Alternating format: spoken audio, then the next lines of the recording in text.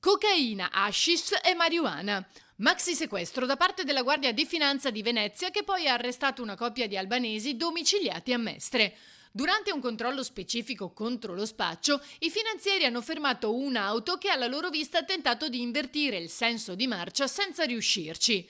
All'interno c'era la coppia. I due sono apparsi nervosi ed evasivi alle domande dei finanzieri e, accompagnati al vicino domicilio per una più accurata ispezione del veicolo, hanno individuato un'altra auto parcheggiata nel cortile.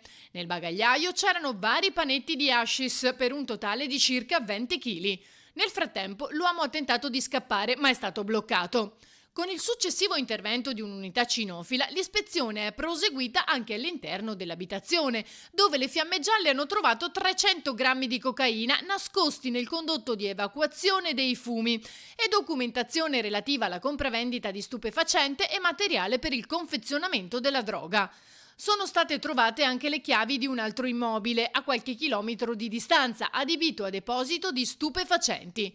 C'erano oltre 3 kg di cocaina occultati in un armadio, 18 sacchi con 20 kg di marijuana e 27 kg di hashish, suddivisi in 55 panetti. La droga probabilmente era destinata a rifornire le principali piazze di spaccio durante la stagione estiva e avrebbe fruttato sul mercato un profitto stimato in oltre 1 milione di euro.